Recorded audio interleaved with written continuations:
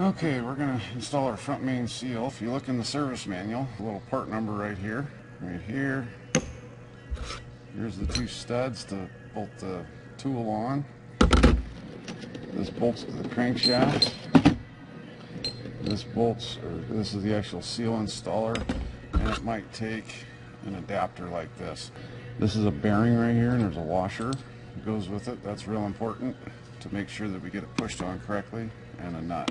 You notice this is a unitized type seal because the speedy sleeve essentially slides inside the actual seal itself. Makes a lot better sealing surface than the other type of seals do. Okay, the very first thing I'm going to do is I'm going to bolt this piece on the end of the crank snub itself.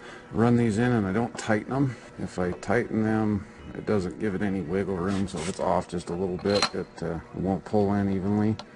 Usually what I do is I run them down tight and back them off, say 1/8 to 1/16 of a turn, something like that. And then there's spacers that go here.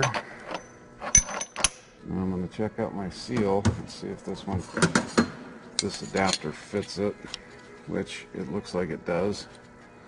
It sits in there nice and flush, so it's pushing on both here and the lip of the seal. If you put it in here, that doesn't fit right.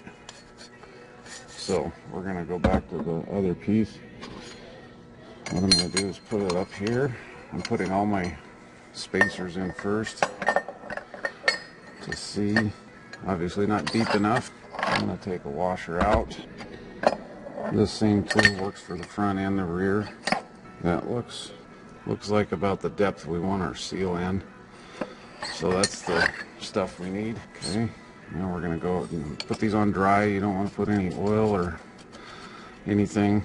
If there were a big groove in the crankshaft here, I may want to put some gasket eliminator or something along those lines on there. I should be able to push it on a little bit. Put this guy on there. I'm going to go ahead and run this in with my... I've done it with an impact. This way is a little bit better because if it hangs up, you can feel it.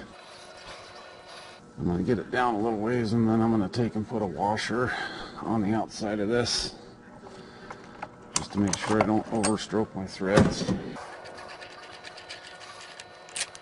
Yeah, see, I'm almost done my threads there, so we'll go ahead and put that on there to make sure that we don't run out of threads. This has already got some anti-seize on it.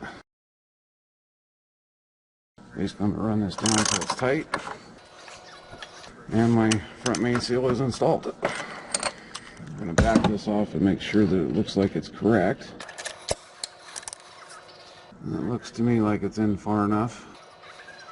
When I'm done with the seal tool, I usually take the studs out, take the whole tool off all at once, leaves the tool together and that type of thing. Nothing gets lost that way.